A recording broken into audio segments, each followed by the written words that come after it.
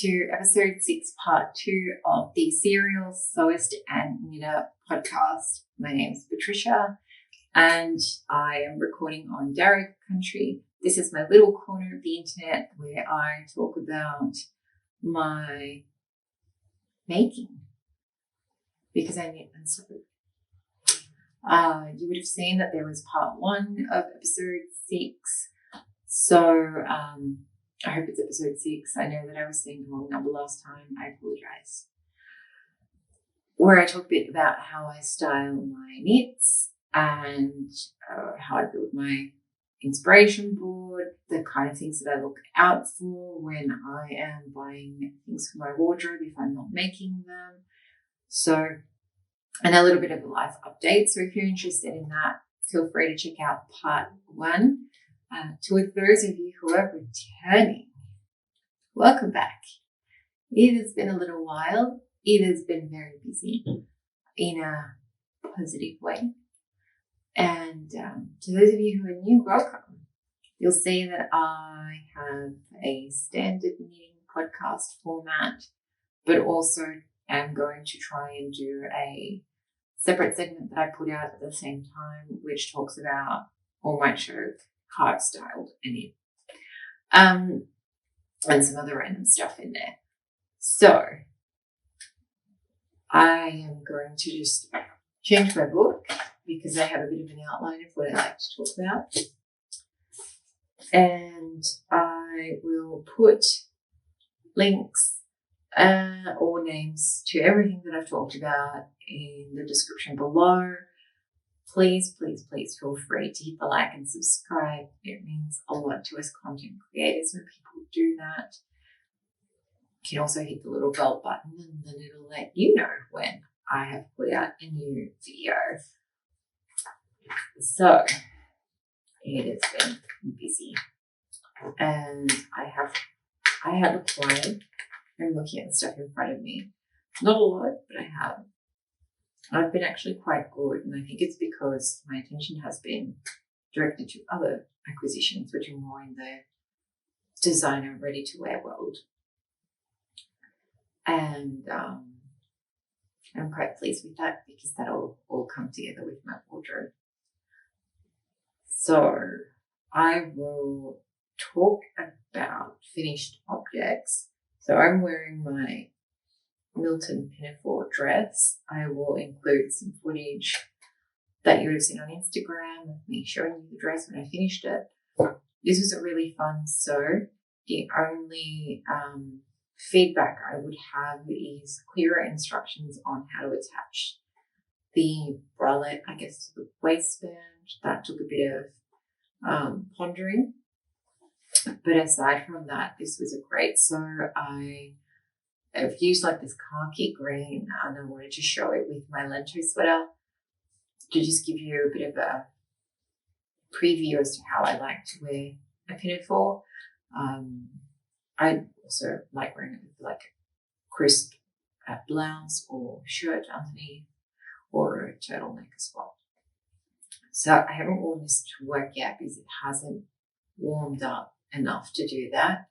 And I still need to wear stockings with it because it's quite short. However, it is a really fun sew. I do really, really recommend if you're curious about sewing to give some of the Peppermint patterns a try. They are free. They have great instructions. And you are always welcome to send me a message if you're learning to figure something out or you're curious about something. I'm always happy to have a bit of a chat about making. So that is my finished object. I haven't finished any knits, but I'm almost finished with the knit. So my test knit. So I guess we're moving over to almost finished objects / whips. So my test knit, which I showed last time, I think, is being knit in this wombat colorway by Knit or Die, which is a limited edition colorway for my Shop Colorways Collective. It is in a non-superwash base and it's really lovely to work with. I am almost done. So you can see the sleeves are done. I'm up to the V-neck here. I really, really liked how this knit up. It just did feel like it took a while because it is on a fingering weight. I've tried it on a couple of times. I did make a few modifications. So it's meant to be a crop. I lengthened it to be full-waisted. And the sleeves I also lengthened them and made a bigger cuff as well. So I'm almost done, and then it'll be ready for blocking and finished object photos, because the test knit for Sapper Knits is pretty much coming to a close, I think, in the next couple of days. Or I may have missed it. I don't remember. I'm really sorry, Beatrice. The second thing that I have been working on, I picked it up for the road trip down to the snow, and it was the perfect thing to knit in the car. I've called it my serotonin knitting. It is my, I don't know if you're going to be able to see this because it is getting quite big. It is the StephenWest Shawlography mystery knit along from last year. So you can see it's all pastels. So when we left for the snow, I was up to the welts. So I'd like to think I got pretty far. I got up to bobbles and the wedge. So I've started the first. I've started the first piece of the wedge here.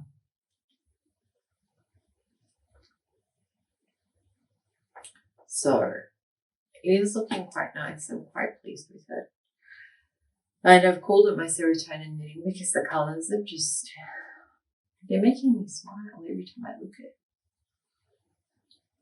Like, it's become less about how I can wear it and more about how much I'm enjoying the colours. So it's made me quite happy. I have made a mistake on the bobbles, I believe. I think I'm one bobble short, but I don't mind. I'm not going to go back and undo all that knitting. So those are my two whips, one is almost an FO. I haven't really dedicated time to anything else. I've been very diligently trying to finish that test knit for Sapper Knits. I wanted to cast on all the things though. So like there is a bow, like a hair bow pattern that I'm talking about casting on with a couple of friends and us knitting it together. There is a wrap, which is knit in a Aran weight or worsted weight, which I've also had a chat with a couple of friends about doing, like a knit along together. I've forgotten the pattern. We'll go into detail about that even when it comes up next episode. And I've also got things that I want completed for my wardrobe, but I haven't done that. So I've been on those two predominantly. I also saw that Coast to Coast Yarns started the Feel Good shawl in these really beautiful blue teals and almost like, they're like sandy beige yellows. I mean, blue and yellow always goes together no matter what tone it's in. But really, really beautiful colours. Colours we can't get here. So I'm seeing how I can have that arranged so that I can knit up one that's hopefully almost identical to hers, because it looks stunning. So we'll see how that pans out. Aside from that, it's been busy. Life stuff's been busy. And fingering weight sweaters, annoyingly time consuming sometimes. I digress. Acquisitions. So I went on a road trip with Mel from Three Cats Yarns and Ira from Cookie Knits. We went and visited Convent and Chapel, which was a very long drive, but it was a lot of fun. And I acquired sweaters quantity in Lento. I'm hoping to make another Melwina, but in this colour. I'm very excited. It is a rustic yarn, but it is not scratchy. It doesn't feel scratchy. Like, I did a lot of face and neck holding of this before I got it, and I got talked out of buying more green yarn because I do love green. So I stocked up on Lento. I was very excited about that. And I put in a pre-order for Chloe from Woolworks Birds collection. I've forgotten the name of the collection. I'm pretty sure it's Birds or Beautiful Birds. Or Birds of Paradise. Anyway. So when she opened up her collection, it was all stunning and gorgeous colours. And I immediately knew that I was going to be buying sweaters quantity without a project in mind, because that is my gift. So I got Me as a Bird in Fingering Merino, which is Superwash Merino, this one here, and Fingering Suri, also the same colorway. And I am very, very excited to see what I end up making with this. I'm going to let the yarn speak to me. I love a suri, like this is knit with fingering and suri. So we'll see. The colours just really, really beautiful. Chloe just has a way with pastels and colours. There's not much more to say. You've heard me rant about her before. In the same pre-order, I also picked up some Whoopsie skeins. So I was thinking of making myself a flying solo cowl by Espace Tricot. So I was thinking of using these three together. I might end up using just two, but we'll see. So they're all Whoopsie skeins, but they're beautiful. These two give me like really cool grungy vibes. And so I thought like the grungy with the pastel would look sweet. So we'll see. And then I had also mentioned in my last episode that I had put in an order for Wool and Twine Unspun, because Julia had an update and she also had a sale. So I purchased more in the colorway Breeze and also Storm Cloud, like stocked up completely. And it all arrived. It smells beautiful. And I just love her stuff. Like, I've got them all in Ziplocked bags. I put all my stash in Ziploc bags not long ago and just organised it all. Because we're moving from winter to spring, and that means moth season. So there is no way that I want moths getting into my wall. So my shipment from Germany arrived. Very, very, very pleased with that. And then lastly, thanks to Mel from Three Cats Yarns, I picked up this. The reason I picked up the Vogue Knitting Ultimate Knitting book, which is enormous, is because I would like to make a batwing breton sweater. There is a French label called Molli, and they do have some very beautiful knitwear. It is very expensive knitwear. I say that, but comparatively, like if I were to buy like premium wool and knit it, it would probably work out the same. or maybe cheaper to buy from them, to be honest. But it's roughly like 200 to 300 euro for a sweater. Like it's like a premium brand. So they have this beautiful breton stripe batwing sweater, and they've released it previously in like a dark navy with white stripes, or inverted, so it's like a creamy base with a navy stripe. For the season that just passed, they released one with like fluoro pink stripes and like an off-white base. So like they're very nice staple items for anyone. And I couldn't exactly find a pattern for it. I found variations, but I thought it was a good opportunity, and one of my friends did too, to kind of see if I wanted to like design my own. That doesn't mean I'm going to turn into a designer by any means. It's just, is it easier for me to try and modify someone else's pattern, or can I just come up with my own if I have a book that gives me the tools to do that? So we'll see how that goes. In the meantime, I'm just thinking of any other acquisitions that I might mention here, but they might be best left for the next episode. In the meantime, it's just been live stuff. I thought I would have a lot more to talk about, but it's been work, it's been social, it's been life, it's been recovering from surgery, it's been dealing with residual symptoms, but everything's fine. I just have to be careful, and I'm very cautious with my health. I've talked about that before. So I'm just looking around to see if I've forgotten anything, but I don't think I have.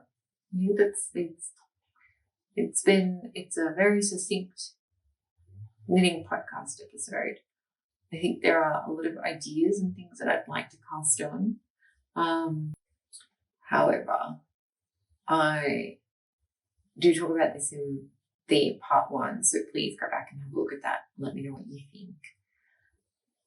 I will be including a bit more about my thinking of my makes, my projects, or the colours that I pick to have them fit in my wardrobe. So I will try and focus a bit more on the styling aspect that sits in the background of my makeup process. I also wanted to give you a bit of a rundown on some learnings, I guess, with some of my makes. So, for example, with my test knit for Samba knits, and nothing to do with the pattern at all, I am pretty sure that I have made one sleeve or cuff 1 or 2 rows shorter than the other, just by a fraction. And this has happened to me before, even though I measure it. So I'm hoping it'll block out, or I'll stretch it out with wear, because I went through the excruciating pain of a tubular bind off so that it looked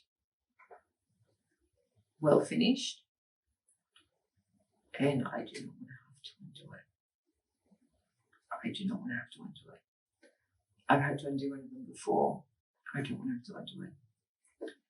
So hopefully I don't have to. I'm hoping that I can finish this neckline today. It's just a V-neck ribbing issue. It doesn't go on for very long. But that's one of my lessons from that one.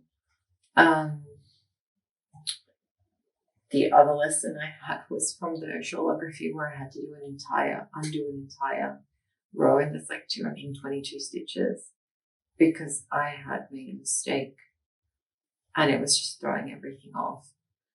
Did not do that with the bobbles though. So I think, I taught myself to knit like almost 10 years ago. but I wasn't consistently knitting throughout that time. I have been consistently practicing the craft of knitting for the past 2 to 3 years. More so sewing than knitting, to be quite honest. Knitting kind of took over in the past 2 years. And it all started with the Weekender sweater. So after that, I was like, oh my God, I can make something. And then I wanted to make all the things. So I think it's probably important to call that out, because I do talk about my makes and my projects. I don't knit quickly. Life gets in the way. And as one of my other friends put it, she doesn't want this to burn her out or ruin the craft for her. So I will keep creating content and talking to you about my makes and talking to you about my acquisitions for as long as I feel the desire to want to put that out into the world. And then if there comes a natural endpoint to that, then that's fine. I don't mind. So I think that's it for the personal knitting stuff. The other thing I did want to mention is that I did have a shop update for Colorways Collective. If you're interested in hearing a bit more about that, stick around. If not, that's totally okay. I understand. So I was going to do another color preview like I did last time, and I just didn't get around to it. So I do have really nice moody neutrals in stock. Some of them have sold out already. The response was quite insane in a good way.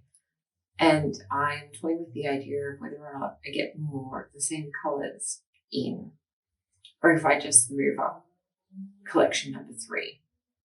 So we've got moody neutrals, which is that cafe latte, wombat color. There's a navy. There is a really beautiful mossy green that was dyed by Lovely Little Yarns. So the wombat and the navy, which is called Blue Whale, was dyed by Knit or Dye Australia, DYE, mind you. Three Cats Yarns created this really beautiful neutral pink.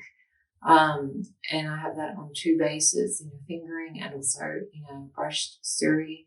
So it really, really is stunning. Someone's put in a really decent order for that, and I can't wait to see what they make. I also have a beautiful, neutral baby blue that was dyed by Chloe from Woolworks. That came in mohair and the fingering. I think I've got a couple of skeins left of that. And Marie from Obsession Yarns dyed a beautiful dark green, intense dark green, and I have that in a DK weight and in a fingering weight as well. And finally, I also have a chocolate brown that was dyed by MKAL from BK Yarns. Again, beautiful, intense. So I think she's called it Chocolate Apocalypse because it's a rich chocolate brown. So do go and have a look at those. You can see them on Instagram and on the website. And I will slowly but surely start to think about and plan collection 3. So that's it for this episode. Thank you so much. Feel free to check out part 1. Don't forget to hit the like and subscribe. It means a lot to me that you do that. And I will catch you next time.